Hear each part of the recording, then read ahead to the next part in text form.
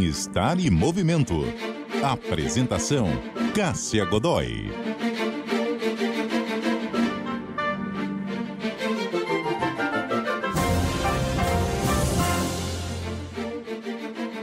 Bem-estar em movimento no ar, hoje para falar sobre peregrinações, aquelas longas caminhadas. Aqui ficou mais conhecida e que é muito realizada ainda de Santiago de Compostela, mas aqui no Brasil também tem várias peregrinações interessantes. E para falar conosco a respeito desse assunto, os nossos convidados são o médico ortopedista João Queiroz Americano. Tudo bem, doutor? Bom dia, tudo jóia. Muito obrigada, viu, pela sua presença conosco aqui hoje. Obrigado. E quem também está conosco para falar sobre esse tema é alguém com muita experiência prática no assunto. É a psicóloga e peregrina Sueli Moreira. Tudo bem, Sueli? Tudo bem, bom dia, tudo jóia? Tudo certo. Sueli, eu já quero começar por você, porque eu já soube que você já fez os dois. Fez o Caminho de Santiago, na Espanha, que pode ser a partir da França, de Portugal, e fez o Caminho da Fé aqui no Brasil. O que te motivou a começar a fazer essas peregrinações? Bem, o Caminho da Fé foi um convite de uma pessoa muito especial, Teresa Mil, uma senhora de 73 anos, e nós começamos a caminhar. Fizemos primeiro trechos curtos, estiva, que dá mais ou menos 180 quilômetros, 170 e poucos Trecho quilômetros. curto, 180 quilômetros. Uhum. E de cara a gente pega uma serra famosa, que é a Serra do Caçador, né, doutor? Bem complicado. Bem complicada. Depois nós fomos ampliando. Daí nós fizemos Águas da Prata, fizemos desde Tambaú, e nisso foi dando um desejo da gente fazer o caminho de Santiago. Né? Todo mundo fala. Aí eu que fui sozinha fazer o caminho de Santiago francês. Né? E foi uma experiência fantástica, diferente do Caminho da Fé. Uhum. O Caminho da Fé tem uma característica. Ele é, como você disse aí, um caminho de fé, né? Tem toda uma espiritualidade. O Caminho de Santiago, para mim, foi uma experiência mais de um caminho místico. Não sei se o senhor já fez. Ainda não, estou me preparando. Então, o caminho mais místico, as pessoas não estão tão envolvidas com a fé. Apesar de que no Caminho da Fé nós não encontramos só católicos. Uhum. Eu já encontrei budista, evangélicos, porque é um caminho que convida a gente a uma introspecção. Né? O Caminho da Fé convida a introspecção. Isso, ele me conta uma coisa, você já tinha algum preparo físico anterior? Como que você se preparou? Porque são caminhadas que, embora você possa fazer no seu ritmo, são caminhadas muito extensas. Sim. Quanto tempo você levou se preparando para isso? Pode falar a verdade. Nada. Eu não fui. 15 dias antes, Teresa me chamou e falou, você vai. Na verdade, ela determinou. E eu fui. Né? Falei, caminhar vai ser fácil. Né? Eu sempre fiz exercício físico. Okay? Olha aí. Então, eu faço exercício. A verdade exercício é que você vem físico. se preparando a vida toda, se você sempre fez exercício físico. Então, eu não sou uma rata de academia, mas eu faço exercício físico. Atualmente, eu faço 3 vezes por semana. Na época, eu fazia esporadicamente. Fazia pilates, né? Então, eu não me preparei fisicamente para isso. Por isso, mas eu bato na tecla que o Caminho da Fé, ele exige mais um preparo psíquico, emocional, do que o físico. Porque quem faz exercício físico, pelo menos é o que eu reparo, doutor, as pessoas abusam demais durante o caminho. Então, elas fazem um percurso, não observam o percurso, elas vão andando assim, num ritmo acelerado, perdendo toda a experiência do caminho, a beleza do caminho, e vão lá, né? Num exercício físico dentro do caminho. Aí chega, tem uma hora que você, no último dia, você desce de 1940, mais ou menos, de altitude para 530. Isso em qual dos dois? No Caminho da Fé. Do Caminho da Fé. Aqui no Brasil é entre São Paulo e Minas, né? Maior parte fica em Minas. Uhum. Então, a pessoa vai falar, nossa, só 1.000 metros, mas 1.000 metros, 1.500 metros de altitude, faz toda uma diferença, né? E a pessoa vai solta o corpo. Aí chega lá no fim, o joelho já foi, o tornozelo já foi, o quadril já foi. E você explica, a pessoa, ela não consegue conceber isso. Mas o caminho o caminho da fé, pelo menos na minha experiência, esses treinos que a gente faz por aqui, andando no asfalto, lá é diferente. É diferente, É né? muito diferente, pelo próprio terreno e o caminho da fé. E eu queria deixar, quem faz o caminho da fé, faz o caminho de Santiago com o pé nas costas. Olha, boa notícia. Então Porque pode o ser um bom caminho da preparo. fé é muito, muito difícil. Então vamos colocar aqui o Dr. João na conversa, porque além de ortopedista, ele está aqui com 2 chapéus hoje. O de médico, ortopedista, mas também o de peregrino em potencial. Está se preparando para fazer... Informação. Se preparando para fazer o caminho de Santiago de Compostela. Como que está essa preparação? Bom, primeiro, a frase que a gente fala na associação da CACS, né? Que se você vai se preparar para fazer o caminho da fé, faça primeiro Santiago, né? Porque é o contrário. O pessoal fala, vou fazer o da fé primeiro para fazer Santiago. Não, é mais complicado, a estrutura e tudo mais. E as altitudes, o caminho é um pouco mais complexo. Mas assim, você tem que se preparar. E como a peregrina colega me contou, falando, assim, você tem que ir devagar. Você não adianta você colocar metas. Olha, eu preciso fazer 18 quilômetros, eu preciso fazer 30 quilômetros, eu preciso fazer... Calma, o seu corpo é que vai saber, né? Então você tem que se preparar exatamente para isso, para escutar o seu corpo. Então, se você está preparado para andar 30 quilômetros num dia, você vai andar os 30 quilômetros. Mas se você começar com uma bolha, se você começar com uma cãibra, se você começar com um desconforto nas costas, um desconforto no ombro, que apesar da gente achar que a caminhada não mexe, mas mexe muito com os membros superiores, então a gente tem que estar preparado dessa forma. Então, o seu corpo é que vai te dizer o quanto você pode caminhar. E aproveitar também, né, gente? Pelo amor de Deus, você está saindo do país, você está fazendo uma viagem, vamos olhar pelo menos a matinha, vamos ver a floresta, vamos ver a natureza, aproveita um pouquinho. E mais ainda, eu estava brincando agora há pouco, conversando, que se você vai andando e encontra uma pessoa que você nunca viu na vida, não sabe nem de que religião que é, você para e conversa com essa pessoa, você está abrindo o seu horizonte, você está ganhando a sua viagem. Então, mais uma vez, pensa nisso, vai pensando que o seu corpo vai falando e você vai conhecendo essas pessoas, você vai conhecendo os outros mundos. Mas, principalmente, respeitando o seu corpo.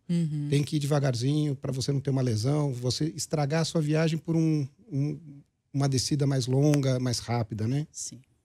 E até pensando nisso, João, assim, a pessoa decidiu fazer, de repente, uma dessas peregrinações. A gente está falando dessas 2, mas tem várias outras, inclusive aqui no Brasil também. Primeiro passo, além de ter em mente essa questão de respeitar os limites do próprio corpo, né? Não ter aí metas que podem acabar estragando a sua viagem, o que ela deve pensar para se preparar?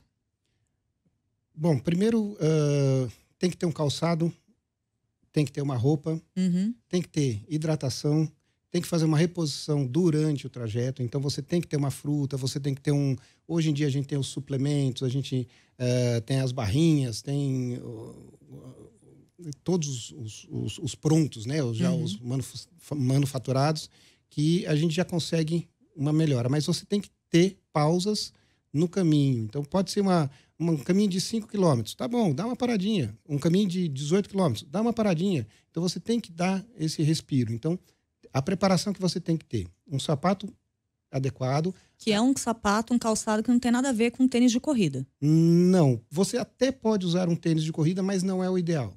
Né? Se você vai pegar um trecho muito acidentado, com muitas pedras, então você teria que ter uma bota que proteja o seu tornozelo para você não ter uma torção. Usar uma joelheira, não é o ideal, porque você acaba machucando mais. Então, o ideal seria só os stickers, né? Você usar aqueles bastões, aqueles apoios. Então, você tira a carga do seu joelho só com os bastões. Uma mochila, não pode carregar a sua casa. Isso que é mais importante. O minimalista, né? Você tem que ser o seu peso, 10% do seu peso. Né? Então, não adianta você colocar, você pesa 80 quilos, você vai colocar 100, 110. Não vai. Você vai colocar só 10% do seu peso. Então, você tem que se preparar. A sua mochila não pode estar muito pesada. E aí você vai começar. Ah, não, vou levar 3 pares de sapato, vou levar 40 calças. Não, você vai levar 2 blusas, uma para usar e outra para lavar. Né? E vai assim. Né? Então, troca, e aí na caminhada você vai lavar, você vai fazer o varalzinho. Então, nos albergues, todo mundo pendura a sua roupa para secar do lado da cama. Então, é isso. Você tem que levar o menos possível para você ter um suporte. E a mochila também tem que ser adequada. Ela tem que ter um apoio abdominal, do ombro, do peitoral também, para você distribuir todo o peso. Eu gosto que o Dr. João vai falando e a Sueli já vai fazendo gestos aqui, porque ela já é experiente nisso. Sueli, o que foi mais desafiador para você no começo desses percursos? É entender isso que ele está falando, né? Então, essa mochila, né? É um grande aprendizado a mochila. O que realmente é necessário, né? Então, nós vamos nos acostumando no nosso dia a dia a muitas coisas, né? Coisas que não são necessárias. E na caminhada você vai aprendendo a se desprender. O que realmente importa eu carregar.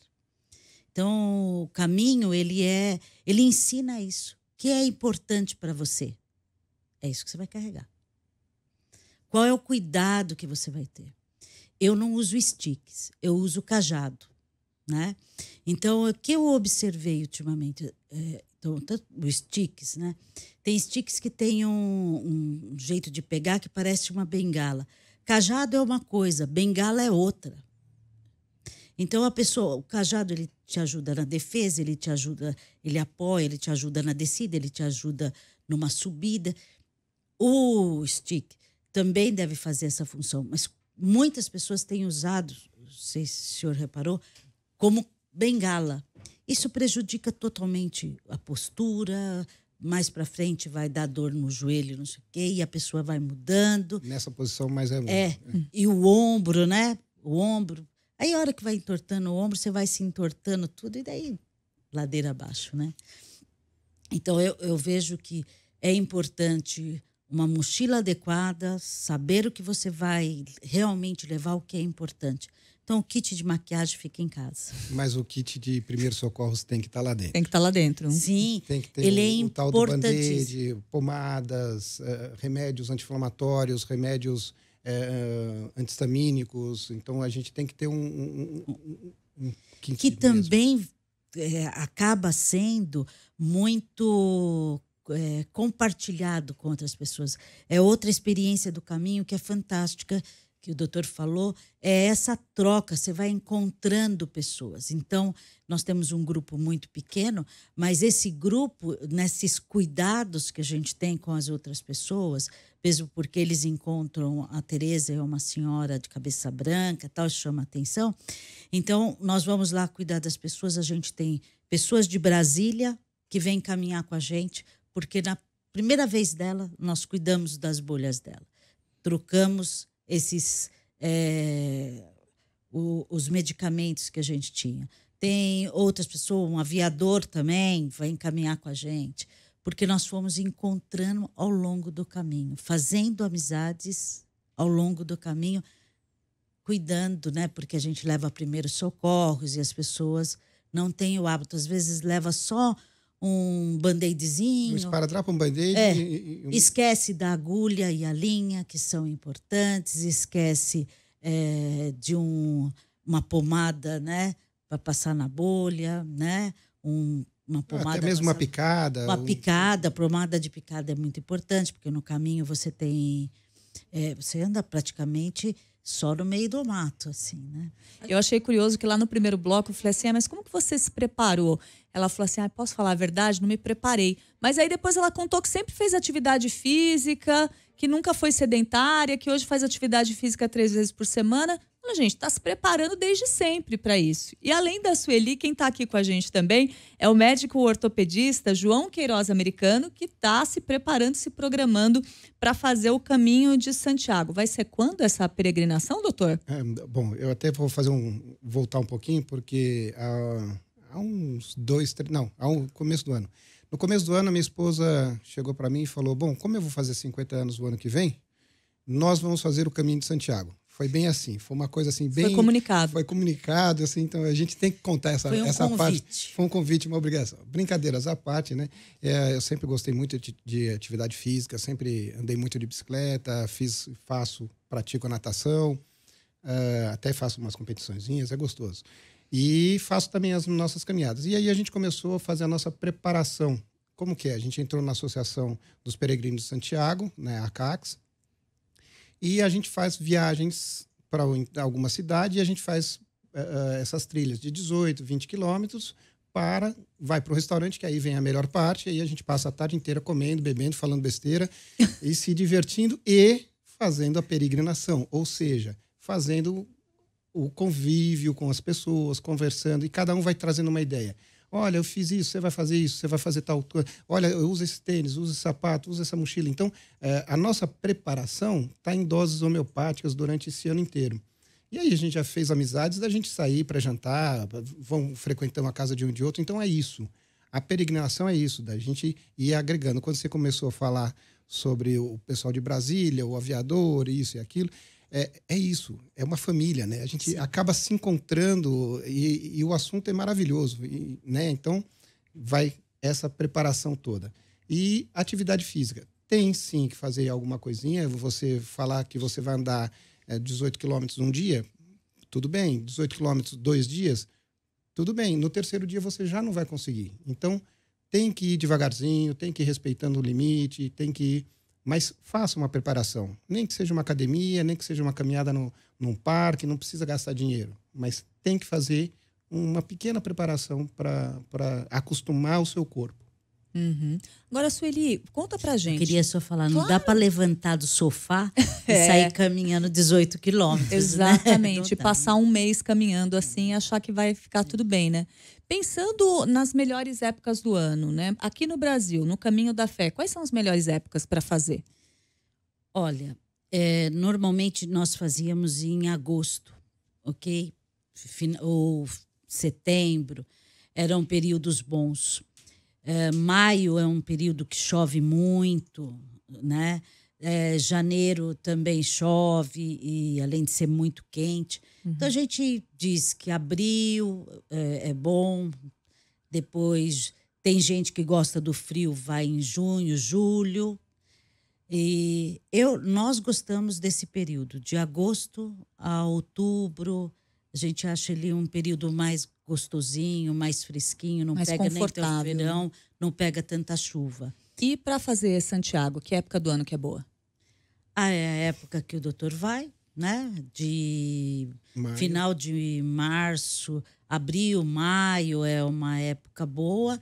E também o outono deles, né? Setembro, outubro, porque o Caminho de Santiago tem percursos que fecham a partir da metade de novembro, né? A CAS fala.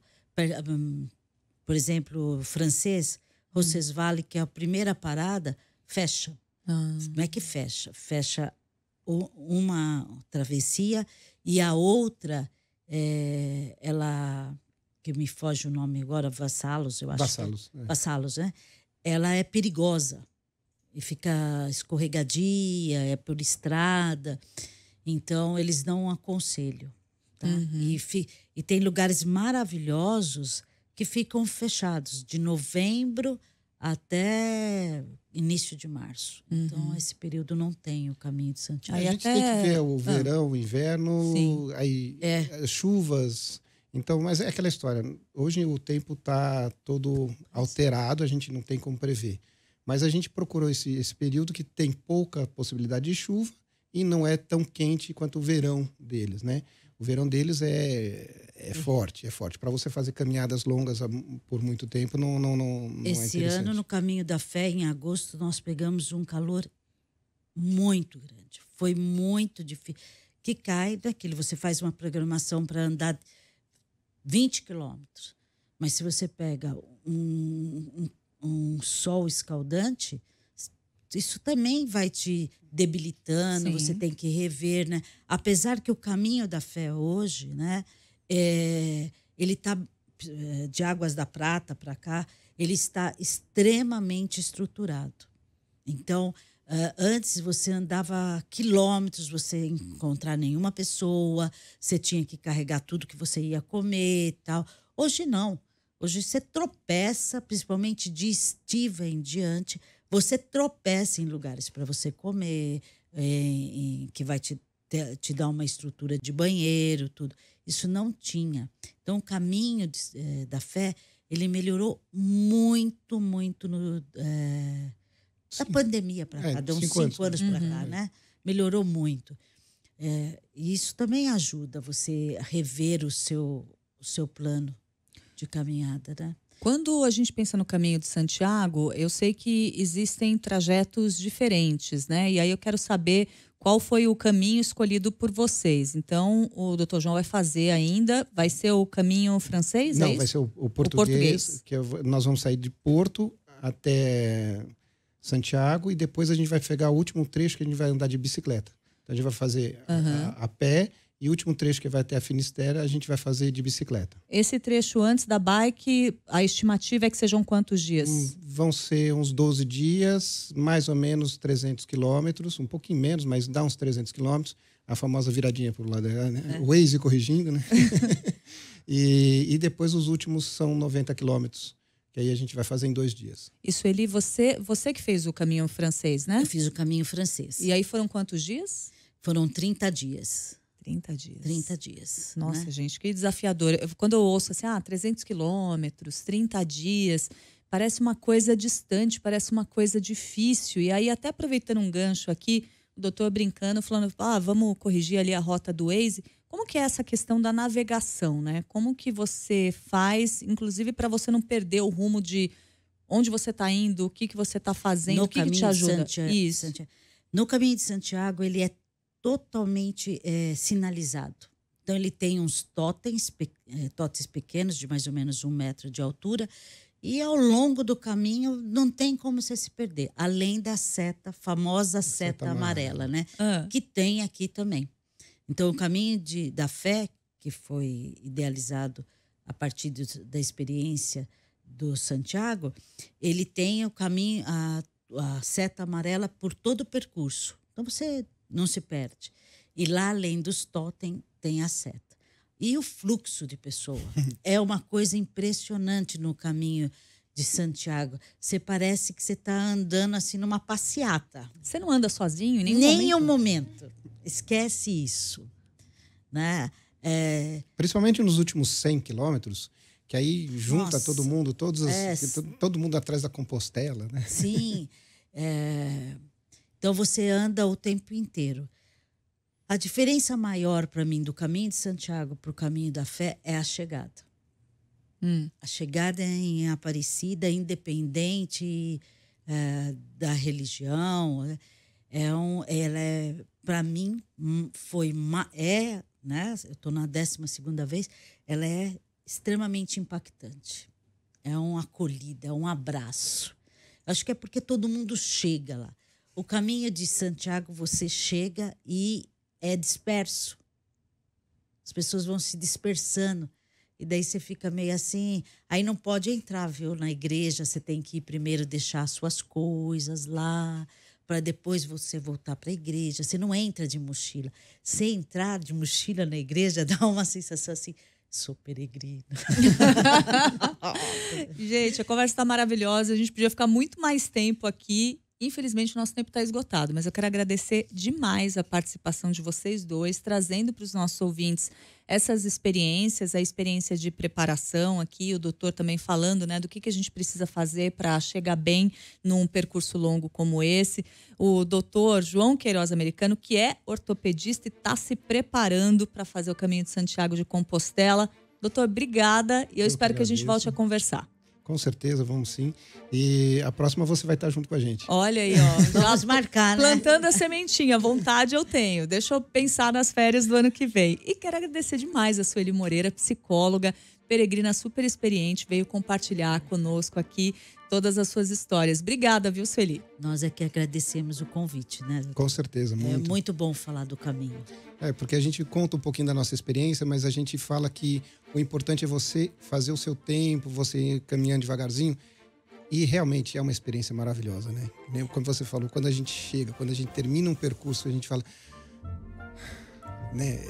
É muito gostoso, é muito satisfatório. O caminho te ensina, você quer olhar, passar a sua vida olhando para o chão, reto e rígido, ou você quer olhar as maravilhas que tem na sua vida, né? O chão é o mesmo, duro, mas você pode olhar os pássaros, a beleza, o pôr do sol, o nascer do sol. É esse que é o caminho. Então é a escolha da vida. Cássia, se você me permite uma citação do Siddhartha, que ele está chegando num palácio maravilhoso e ele é recebido pelo dono do palácio e fala: venha conhecer, dá uma volta, segura esse copo aqui, você vai dar uma volta todo o palácio e depois você volta aqui. Aí quando ele voltou, ele segurando o copo para não derramar nada, não podia derramar, não, né? Aí quando ele chegou, então, você viu todas as minhas obras de artes? Aí ele falou: não, então agora você vai voltar, vai fazer o mesmo caminho, observando, e olhando e admirando todas as minhas obras, tudo que tinha os jardins e tudo. Então é isso, a gente tem que ter essas duas visões, né? Não adianta você sair correndo, e sim aproveitar, observar, conhecer a natureza do jeito que ela é. Maravilha. Bem-estar e Movimento de hoje vai ficando por aqui. Você fica aí com essa inspiração. Nós tivemos a produção da Letícia Valente, os trabalhos técnicos em áudio e vídeo da Débora Gonçalves e a edição do Rafael Furugem. Eu volto na semana que vem e espero por você. Bem-estar e Movimento, com Cássia Godoy.